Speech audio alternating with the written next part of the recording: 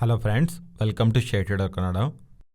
ಇವತ್ತು Sensex 786 points gain ಆಗಿ 60,746 close ಆದರೆ ನಿಫ್ಟಿ 225 ಪಾಯಿಂಟ್ಸ್ ಗೇನ್ ಆಗಿ 18,012 ಕ್ಲೋಸ್ ಆಗಿದೆ. Whereas bank Nifty 317 points gain ಆಗಿ 41,307 ಕ್ಲೋಸ್ ಆಗಿದೆ. ಇವತ್ತು ಮಿಡ್ ಕ್ಯಾಪು 1.29% ಗೇನ್ ಆದರೆ ಸ್ಮಾಲ್ ಕ್ಯಾಪು 0.38% ಗೇನ್ ಆಗಿದೆ. ಫ್ರೆಂಡ್ಸ್, ಮಾರ್ಕೆಟ್ ಟೈಮಲ್ಲಿ ಸ್ಟಾಕ್ಸ್ ಅಪ್ಡೇಟ್ಸ್ ಏನಾದರೂ ನೀವು ಪಡೆಯಬೇಕಂದ್ರೆ ಶೇರ್ ಟ್ರೇಡರ್ ಕನ್ನಡ ಟೆಲಿಗ್ರಾಮ್ ಗ್ರೂಪಲ್ಲಿ ಜಾಯ್ನ್ ಆಗೋ ಮೂಲಕ ನೀವು ಆನ್ ಟೈಮು ಮಾರ್ಕೆಟ್ ಅಪ್ಡೇಟ್ಸು ಪಡೆಯಬಹುದು. ನೀವೇನಾದರೂ ಇನ್ನೂ ಜಾಯ್ನ್ ಆಗಿಲ್ಲ ಅಂದರೆ ಟೆಲಿಗ್ರಾಮ್ ಆ್ಯಪ್ ಇನ್ಸ್ಟಾಲ್ ಮಾಡಿಕೊಂಡು ಶೇರ್ ಟ್ರೇಡರ್ ಕನ್ನಡ ಗ್ರೂಪಲ್ಲಿ ಜಾಯ್ನ್ ಆಗೋ ಮೂಲಕ ನೀವು ಈ ಅಪ್ಡೇಟ್ಸ್ ಎಲ್ಲ ಪಡೆಯಬಹುದು. ಇವತ್ತು ನಮ್ಮ ಮಾರ್ಕೆಟ್ ಇಷ್ಟೊಂದು ಪಾಸಿಟಿವ್ ಮೂಮೆಂಟಮ್ ಕಾಣೋದಕ್ಕೆ ರೀಸನು ಫ್ರೈಡೇ ವಿಡಿಯೋದಲ್ಲೂ ಡಿಸ್ಕಸ್ ಮಾಡ್ಕೊಂಡಿದ್ದೀವಲ್ವಾ. ನವೆಂಬರ್ 2 US ಫೆಡ್ ಮೀಟಿಂಗ್ ನಡೆಯುತ್ತೆ. ಈ ಮೀಟಿಂಗ್ ಔಟ್ಕಮ್ ಬಗ್ಗೆ ಮಾರ್ಕೆಟ್ನಲ್ಲಿ ಸೆವರಲ್ ಎಕ್ಸ್ಪೆಕ್ಟೇಷನ್ಸ್ ಅಂತೂ ಇದೆ. ಈ ಸಲ ಫೆಡ್ ಮೀಟಿಂಗ್ನಲ್ಲಿ ಅವರು 75 ಬೇಸಿಸ್ ಪಾಯಿಂಟ್ಸ್ ರೇಟ್ ಹೈಕ್ ತಗೋಬೋದಂತ ಅಂಡ್ ಫರ್ದರ್ ಮೀಟಿಂಗ್ಸಲ್ಲೂ US ಫೆಡ್ ಅವರು ರೇಟ್ ಹೈಕ್ಸ್ ರಿಲೇಟೆಡ್ ಆಗಿ ಇಷ್ಟೊಂದು ಅಗ್ರೆಸಿವ್ ಆಗಿ ಡಿಸಿಷನ್ ತಗೊಳ್ಳದೇ ಇರಬಹುದು. ಅವರು ರೇಟ್ ಹೈಕ್ಸ್ ತಗೊತಾರೆ, ಆದರೆ ತಗೊಳ್ಳೋವಂಥ ಪರ್ಸೆಂಟೇಜು ಕಮ್ಮಿ ಆಗುತ್ತೆ ಅಂತ ಹೇಳಿ ಮಾರ್ಕೆಟ್ ಎಕ್ಸ್ಪೆಕ್ಟ್ ಮಾಡ್ತಿದೆ. ಇದರಿಂದಾನೇ ನಾವು ಮಾರ್ಕೆಟ್ನಲ್ಲಿ ಪಾಸಿಟಿವ್ ಮೊಮೆಂಟಮ್ ನೋಡ್ತಿದ್ದೀವಿ. ಆದರೆ ಇಲ್ಲೊಂದು ವಿಷಯ ಜ್ಞಾಪಕ ಇಟ್ಕೊಳ್ಳಿ, ಈ ಸಲ US ಫೆಡ್ ಮೀಟಿಂಗ್ ಯಾವುದಾದ್ರೂ ನಡೀತಿದೆ ಅಲ್ವಾ, ಅದನ್ನ ನಾವು ವಾಚ್ ಮಾಡಬೇಕಾದ್ರೂ ತುಂಬಾ ಇಂಪಾರ್ಟೆಂಟ್. ಈ ಸಲ ರೇಟ್ ಹೈಕ್ ಬಗ್ಗೆ ಅಂತಾನೆ ಅಲ್ಲ, ಫ್ಯೂಚರ್ ಮೀಟಿಂಗ್ಸ್ ಬಗ್ಗೆ ಇವರು ಮಾರ್ಕೆಟ್ ಎಕ್ಸ್ಪೆಕ್ಟ್ ಮಾಡಿರೋ ವಿಧವಾಗಿ ಅಲ್ಲದೆ ಒಂದು ವೇಳೆ ಇನ್ಫ್ಲೇಷನ್ ಕಂಟ್ರೋಲ್ ಮಾಡೋದಕ್ಕೆ ನಾವು ಅಗ್ರೆಸಿವ್ ಆಗಿ ಡಿಸಿಷನ್ ತಗೊಂತೀವಿ ಅಂತ ಕಮೆಂಟ್ ಏನಾದರೂ ಮಾಡಿದ್ರೆ ಹಾಗೆ ನಾವು ಮಾರ್ಕೆಟ್ನಲ್ಲಿ ಪ್ರೆಷರ್ ನೋಡೋಂಥ ಅವಕಾಶ ಇದೆ. ಅಂಡ್ ಅದಕ್ಕೋಸ್ಕರನೇ ಇನ್ವೆಸ್ಟರ್ಸು 2 ನವೆಂಬರ್ ನಡೆಯುವಂಥ US ಫೆಡ್ ಮೀಟಿಂಗ್ನ ಟ್ರ್ಯಾಕ್ ಮಾಡೋದು ತುಂಬ ಇಂಪಾರ್ಟೆಂಟ್. ಅದಾದಮೇಲೆ ನವೆಂಬರ್ 3 RBI MPC ಮೀಟಿಂಗೂ ಇದೆ. ಈ ಮೀಟಿಂಗಲ್ಲಿ RBI ಇನ್ಫ್ಲೇಷನ್ ರಿಲೇಟೆಡ್ ಆಗಿ ಸ್ವಲ್ಪ ಕೀ ಕಮೆಂಟ್ಸ್ ಮಾಡುವಂಥ ಅವಕಾಶನೂ ಇದೆ. ಸೊ ನವೆಂಬರ್ 3 RBI ಮೀಟಿಂಗ್ನು ನಾವು ಟ್ರ್ಯಾಕ್ ಮಾಡಬೇಕಾಗಿದೆ. ಸೊ ಈ ವೀಕ್ನಲ್ಲಿ ಈ 2 ದಿವಸ ಇಂಪಾರ್ಟೆಂಟ್ ಇವೆಂಟ್ಸ್ನ ನಾವು ಟ್ರ್ಯಾಕ್ ಮಾಡಬೇಕಾಗತ್ತೆ. ಸೊ ಆ 2 ದಿವಸನೂ ಮಾರ್ಕೆಟು ವೊಲಟಿಲಿಟಿ ಇರೋದಕ್ಕೂ ಚಾನ್ಸ್ ಇದೆ. ಸೊ ಅದರಿಂದ ಇವೆರಡು ಮೀಟಿಂಗ್ ನೋಡಿ ನಾವು ಮಾರ್ಕೆಟ್ನ ಫರ್ದರ್ ಆಗಿ ಹೇಗೆ ಮೂವ್ ಆಗುತ್ತೆ ಅನ್ನೋದು ಅಸೆಸ್ ಮಾಡಬಹುದು. ಫ್ರೆಂಡ್ಸ್, ಹೀರೋ ಮೋಟೋಕಾರ್ಪ್ ಅವರು ಲಾಸ್ಟ್ ಫೆಸ್ಟಿವಲ್ ಸೀಸನ್ ಜೊತೆ ಕಂಪೇರ್ ಮಾಡಿದ್ರೆ ಅವ್ರ ಸೇಲ್ಸು 20% ಜಾಸ್ತಿ ಆಗಿರೋ ಥರ ಒಂದು ಅಪ್ಡೇಟ್ನ ರಿಲೀಸ್ ಮಾಡಿದ್ದಾರೆ. ಇವನ್ ಹೀರೋ ಮೋಟೋಕಾರ್ಪ್ ಅವರೇ ಅಲ್ಲ, 2 ವೀಲರ್ ಸೆಗ್ಮೆಂಟಲ್ಲಿ ಫೆಸ್ಟಿವಲ್ ಸೀಸನ್ನಲ್ಲಿ ಒಳ್ಳೆ ಸೇಲ್ಸ್ ನಡೆದಿರೋ ಥರ ಮಾರ್ಕೆಟ್ನಲ್ಲಿ ಅಪ್ಡೇಟ್ ಬರ್ತಿದೆ. ಹೇಗೂ ಇವತ್ತು ಅಕ್ಟೋಬರ್ ಮಂತ್ ಕ್ಲೋಸ್ ಆಗ್ತಿದೆ. ನಾಳೆ ಆಟೋ ಕಂಪ್ನೀಸ್ ಎಲ್ಲಾನು ಅವ್ರ ಅಕ್ಟೋಬರ್ ಮಂತ್ ಸೇಲ್ಸ್ನ ನಂಬರ್ಸ್ನ ರಿಲೀಸ್ ಮಾಡ್ತಾರೆ. ಅದರಲ್ಲಿ ಈ 2 ವೀಲರ್ ಕಂಪನೀಸ್ ಎಲ್ಲಾನು ಸೇಲ್ಸ್ ನಂಬರ್ಸ್ ಹೇಗೆ ಗ್ರೋತ್ ಬಂದಿದೆ ಅನ್ನೋ ನಾವು ನೋಡಬೇಕಾಗತ್ತೆ. ಇವನ್ 2 ವೀಲರೇ ಅಲ್ಲ, 4 ವೀಲರ್ ಸೇಲ್ಸ್ ಮೆಂಬರ್ಸ್ನು ಹೇಗೆ ಮೂವ್ ಆಗಿದೆ ನಾವು ನೋಡಬೇಕಾಗತ್ತೆ.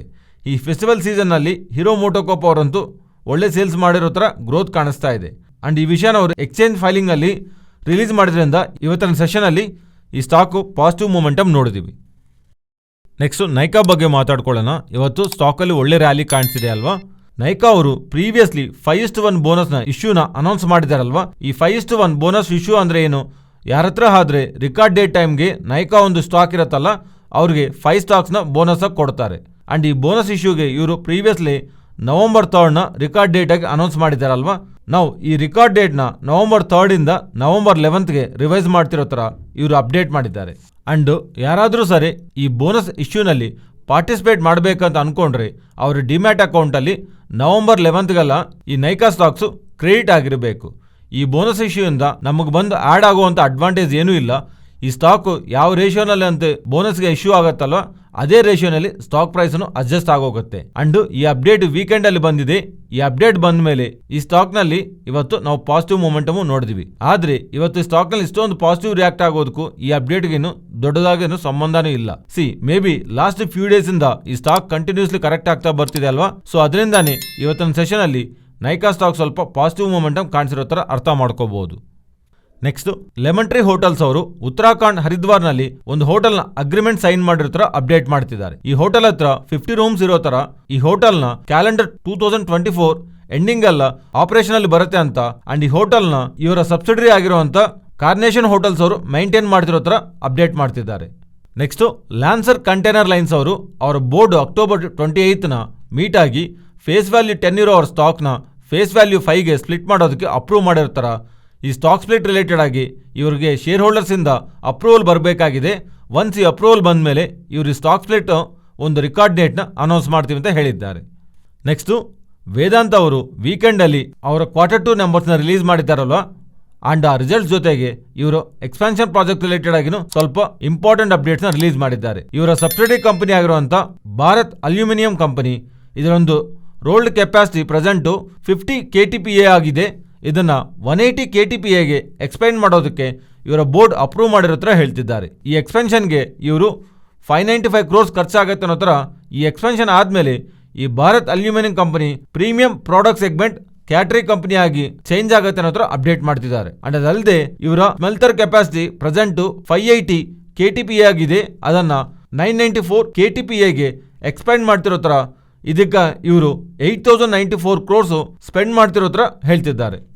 ನೆಕ್ಸ್ಟ್ ಲಾರಸ್ ಲ್ಯಾಬ್ಸ್ ಅವರು ವೈಜಾಗ್ನಲ್ಲಿ ಪರವಾಡನಲ್ಲಿರುವಂಥ ಯೂನಿಟ್ 5 ಪ್ಲಾಂಟ್ನ US FDA ಅವರು ಅಕ್ಟೋಬರ್ 24 ಇಂದ ಅಕ್ಟೋಬರ್ 28 ಮಧ್ಯದಲ್ಲಿ ಇನ್ಸ್ಪೆಕ್ಷನ್ ಕಂಡಕ್ಟ್ ಮಾಡಿರೋ ತರ ಅಂಡ್ ಈ ಇನ್ಸ್ಪೆಕ್ಷನ್ ಕಂಪ್ಲೀಟ್ ಆಗಿರೋ ತರ ಅಂಡ್ ಇನ್ಸ್ಪೆಕ್ಷನ್ ನಲ್ಲಿ ಇವರಿಗೆ ಫಾರ್ಮ್ 480 ಜೊತೆ ಒಂದು ಅಬ್ಸರ್ವೇಷನ್ ಇಶ್ಯೂ ಮಾಡಿರೋ ತರ ಹೇಳ್ತಿದ್ದಾರೆ. ಅಂಡ್ ಈ ಅಬ್ಸರ್ವೇಷನ್ ಇದು ಪ್ರೊಸೀಜರ್ಗೆ ಸಂಬಂಧಿಸಿರೋ ಅಬ್ಸರ್ವೇಷನ್ ಆಗಿರೋದ್ರಿಂದ ಇದರಿಂದ ಇವರಿಗೆ ದೊಡ್ಡದಾಗಿ ಏನು ಇಂಪ್ಯಾಕ್ಟ್ ಇರಲ್ಲ.